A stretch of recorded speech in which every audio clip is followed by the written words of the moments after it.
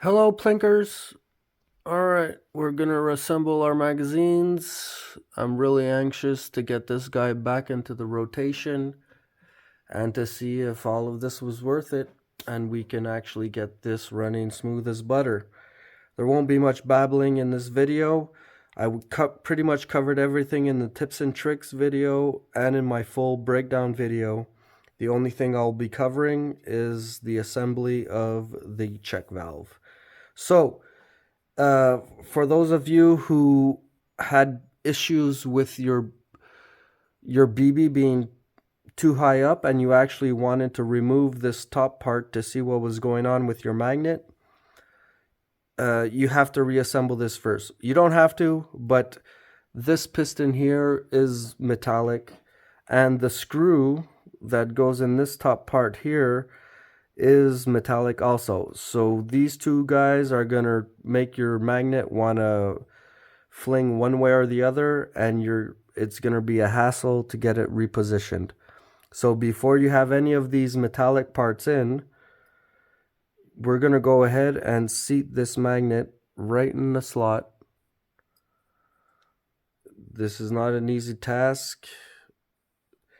If you're having issues, you could get an Allen key or say a punch, and you can go ease it into its slot. Pull that out. Now your magnet should stay put. Remember, remove the screw out of this top hole or your magnet's just going to pop right out of that seat. And we're going to go ahead and ease this in.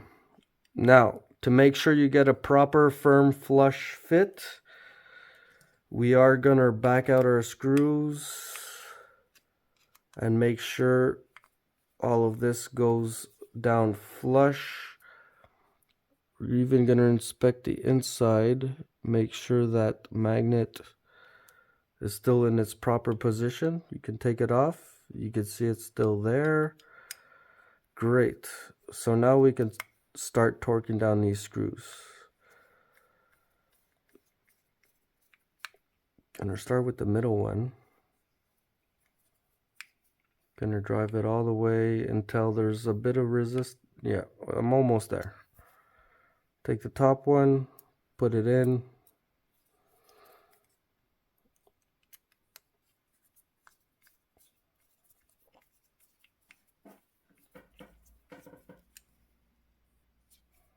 Make sure you're holding your pieces firmly together so that you don't cross thread the threads for these small screws. You do want this to seat as firmly as possible. You don't need to over torque, it just needs to be flush and flat. And there we go. Alright, so that part is done. Your magnet is in. Most of you didn't really have to take this part off, but we're gonna be thorough. This is how you get that magnet back in. If for some reason it was shattered or it was missing or you can't see your BBs. Okay, so this is how I lube up my seals and O-rings. I'll just take a lens cloth for scopes. I put my silicone oil on the lens cloth. I let that soak in just a little bit, and that's how I'm just gonna give my seals a sheen. I don't like putting drops in because drops create globs, and I only want to.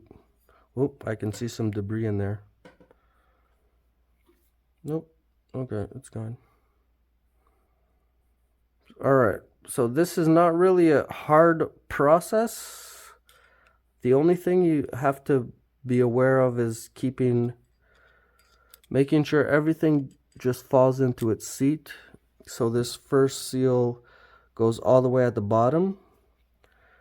This next bushing here, it has a little shoulder to it. well, it's going in the firing direction. That little shoulder needs to fall onto the seal we just put in. I like to use, you just take a small Allen key and you can point it into the hole, and you see that one just fell right into place. The next part, next seal, give it a little sheen. And there we go. I just lost my bushing. Let's see how fast I can get that back into place.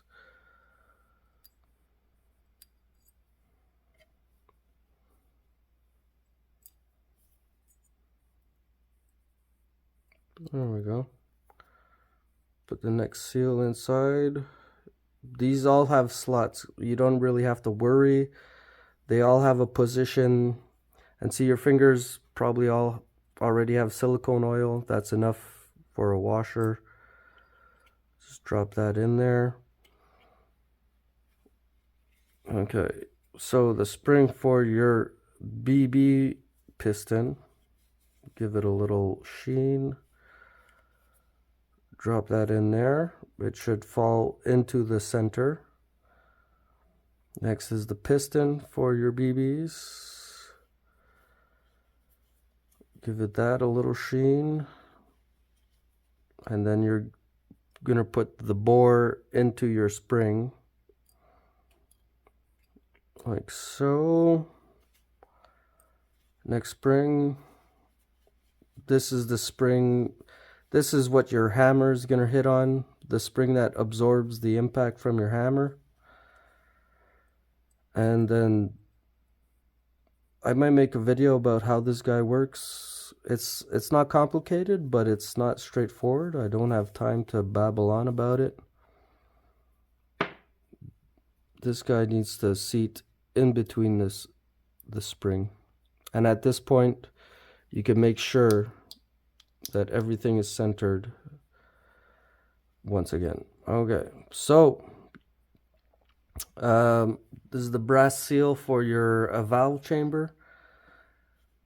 This doesn't need to be over lubricated either, but I am going to make sure that this has a shine to it. The O-ring also, the O-ring for your actual valve chamber, give that a little shine, and you can drop this in. Great, everything should stay centered. It should click into place. Now, using proper tools, we are just gonna find our first thread. Usually a half turn. There we go. We have our thread. There was no resistance, and I did not have to force. I'm gonna keep on turning.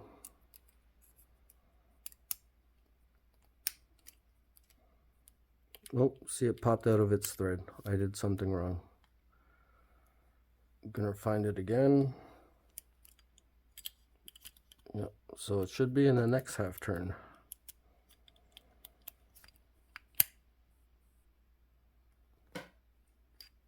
Okay. There shouldn't be much resistance on this. This should go in very easy. There's only 2 or 3 threads. And now once you hit bottom, you do not have to over torque. Do not over torque this. You're just going to scrap your brass. Just snug it in and give it a little bit of love so that the black O-ring that we just saw just compresses a little bit. It should be pretty much flush with the inside of the rest of it, because after that we're going to have our impact bushing for our BCG, the BCG impact bushing. I don't know, that's what I'll call it.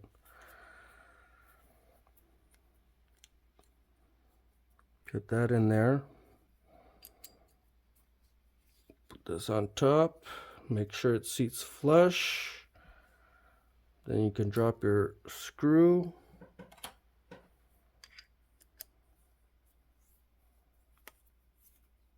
Find your thread with a counterclockwise turn and just go snug it in. This screw also does not need to be over torqued. It just needs to go rest and seat everything properly. Everything should be pretty much flush, and you shouldn't have any major gaps anywhere here. And you should be able to see down the bore. Your magnet should not be popping out anywhere, and you should see the inside piston for your CO2. So there is the top part.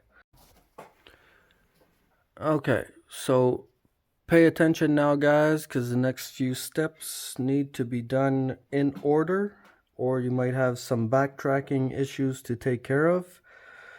So we got to put our two halves together, and the BB follower has to be inserted.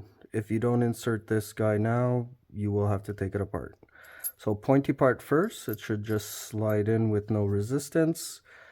This guy, I've had it apart for a year now since the last video, so I will make sure I get some silicone on this seal, because maybe it has dried out a bit over the past year.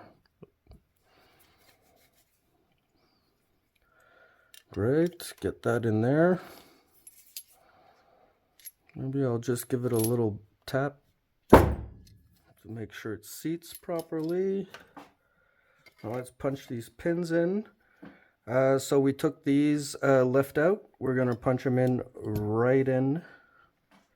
This is you don't really need a punch to put these back in, but if you need to adjust them and make them flush, it's a 3/32 punch.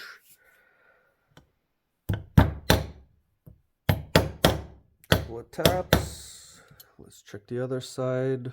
Okay, they're still recessed. Yeah, we could go ahead and use a punch to get these properly seated. Just a couple of taps. Make sure everything is nice and snug. Oh, that looks good. Nothing's protruding. All right, now before we start slapping our plastic parts on, we got to take care of the second CO2 chamber and the check valve. Now, all right, so this is what your check valve is going to look like. This brass bushing with the little nipple on it. Plus this, it's kind of rubber, but it's kind of plastic. This bushing goes right on top of it. And I'm not going to start babbling on about how all of this works. Like I said, I might make another video. And there's where the BB sits. This is your check valve. So you got brass, the bushing, and your actual ball bearing. Most of you, now that you see this, you are immediately going to understand how the check valve works. If you're going to HPA this thing, maybe go in through the second and just get rid of this ball bearing. Just jam a CO2 in here, get rid of the ball bearing, and put your HPA in the second. And that way you'll have like a little buffer reservoir kind of thing. I don't know. But yeah, this is how the check valve works. So all of these parts, by the way, they click into place. So let's go ahead and get some silicone, get a sheen on all of these parts.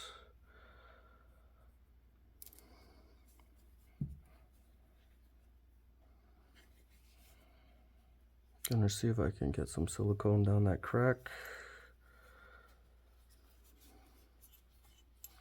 And by the way, I already seated my first one off camera. It's not really a big deal. You're just gonna replicate what I show you here on the second. You're gonna do it for the first one. So I got a bit of silicone in there. Gonna drop the ball bearing into its recess. Then I'm gonna give a little polish on this plastic rubber bushing thingy. And this goes into its seat. The flat part with no shoulders is on the top. So if we're looking down, we're gonna make sure it falls into its crack, into its seat, flat on the top. You might have to pop it around. You can use an Allen key or a small screwdriver. Now, what I would do to push this down into its seat is just use an Allen key. Get one of your bigger size Allen keys so you got a good surface area, and then you're just gonna pop it down into its seat. Now when you look into the chamber here, you should see it's flat and it's not crooked, and then you can proceed with your next step, which is the brass. I guess this is the seat for the bushing and the ball bearing. The shoulder needs to be pointed down towards the ball bearing. The flat top is towards your CO2. So make sure that falls into your blue part. Again, I'm going to use the Allen key and just find that hole and ease it into place. Sorry, I'm trying to look through my camera and do this at the same time. There we go.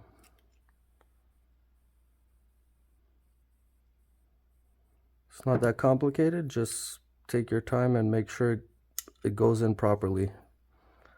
There you go. I can even see the ball bearing through the hole. So now that you know that you're centered here, you can put your screen in. The screen goes right on top of that brass part. And I guess here's a good time to explain. Let's see if I could get this propped up without it falling over. There we go. Okay, this green seal, if people are having issues with CO2 dumping out while you're screwing in, this green seal actually does seat against the piercing needle, and the retaining ring actually clicks in there also. So most likely the issue with everybody having problems with leaks is because this green seal got crushed crooked. It got caught in the threads and it's damaged, and your retaining ring is not seating into the grooves, and the seal is not seating into the grooves of your piercing needle. So you can feel it click into place. So this is a step that we all have to be careful with, because if you mangle this green seal and it doesn't seat, you're gonna have to tinker and take it apart until your CO2 stops dumping out. All right, so that screen, the filter is into place. I'm gonna give a little bit more love and lubrication to this seal. This has also been out for a year. Okay, give it a little sheen. Now you follow the orientation of your parts. You can visibly tell which side you compress your CO2 in.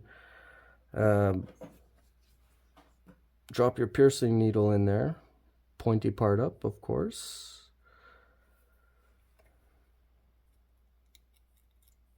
There we go.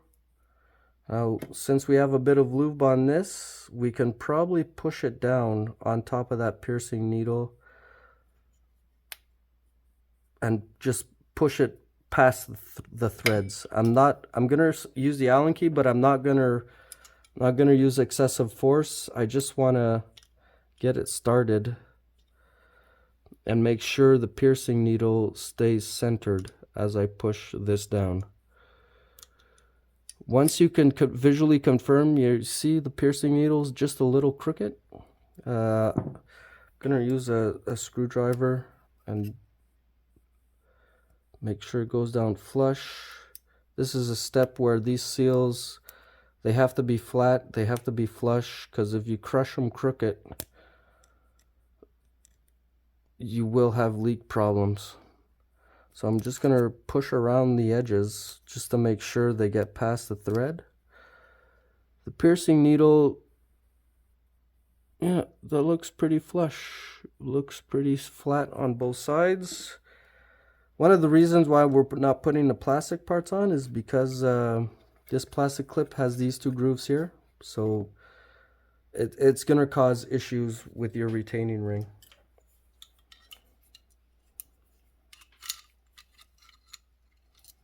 Let's get this retaining ring on, and now we're almost done with the, with the basic assembly, and we're gonna do a performance check pretty soon. Let's get this retaining ring on. You boy. There we go. Come on. There we go.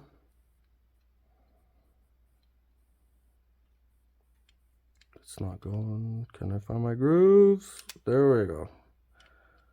All right. Now, no force here, guys. This should just thread in, and you just ease it down. Maybe pull it out a couple times. You don't have to over torque this. I recommend you do not over torque this. Just make sure it's snug, and you just give it a little bit of love. Okay, all right. Now the hard part is done. Now let's do some performance check before we continue on with the reassembly. I'm gonna make sure that the seal in my first CO2 chamber is good. So we're gonna go ahead and waste the CO2. All right, let's see what happens. Now, oh yeah, before I do this, how about oh, it's already in. I was tinkering before and I screwed in my screw. So this screw here, yeah, before we do this performance check, do a little silicone polish on this. There is a little seal on the inside. It has to be seated. Make sure it's properly seated and you do not crush it. Just give it a little bit of love. Okay, now we can go ahead and do our first seal performance check. Oh, I can feel it coming out the second.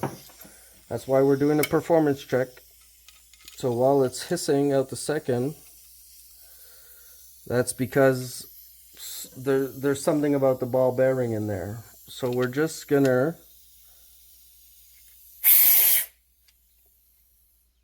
snug it just a little bit, and you until you hear it.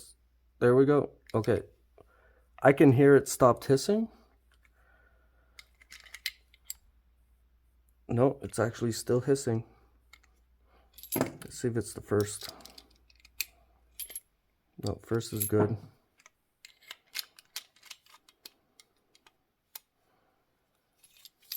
Gonna make sure there's still CO2 in the first. Oh yeah. Oh no.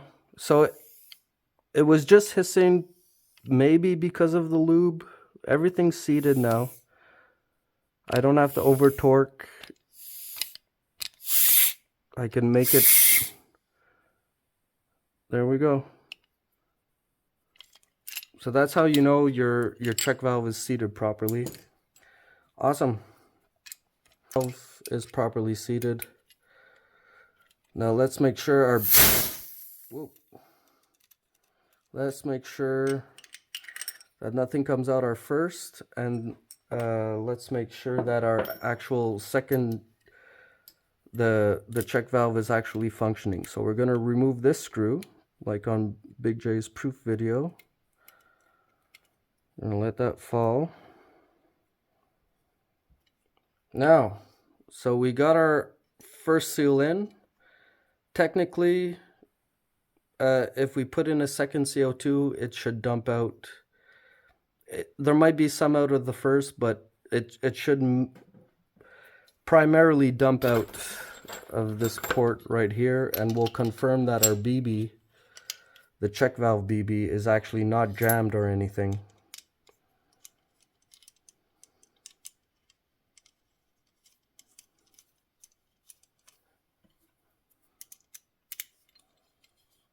All right, let's see what happens. Point this away from your face, by the way.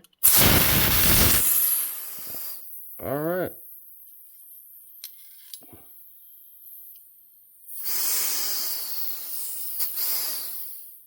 So the BB flows. We have our performance proof. This is going to function properly. So let's reseat this. So now that we have our number 1 and number 2 CO2 valves, piercing needles in, we can go ahead and complete the reassembly. So let's get this little part in. Now the magazine follower and the bolt catch, these go with the part numbers facing up. It's not really, you can't really mess this up, but you should see your part numbers pushing upwards, and it should do this. Now we got that on. Take our big part like this. Clip that on there. Great. Now these 2 screws.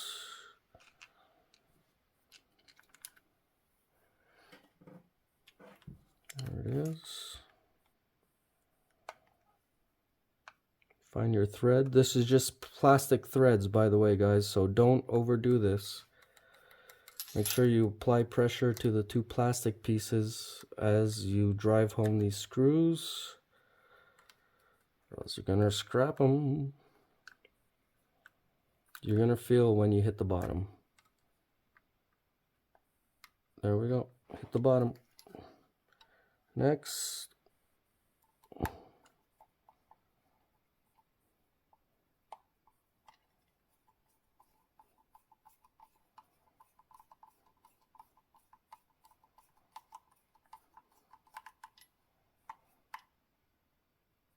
Got the bottom. Okay. Oh, there goes my stack of mags. Oh no. I will not let that deter me. Now I guess at this point, here's the time to put in your BB follower spring.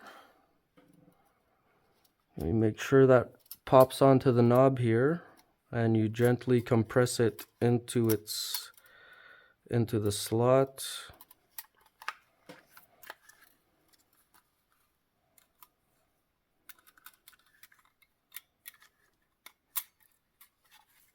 Yeah, springs are never easy. Just make sure you don't completely damage it. Awesome. Once you got that popped into there, take your long screw, tighten that down, and we're practically done.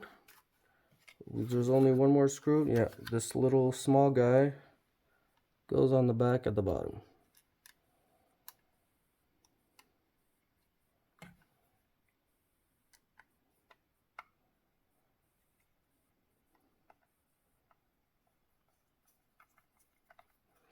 Okay guys, so next video, I'm gonna slap this completely disassembled and reassembled magazine into the R1 that I completely took apart and completely reassembled, my Daniel Defense build. So that will be my performance proof video of all this tinkering. I'm gonna prove to you that all of these guys are gonna work amazing if you take the time to provide proper maintenance.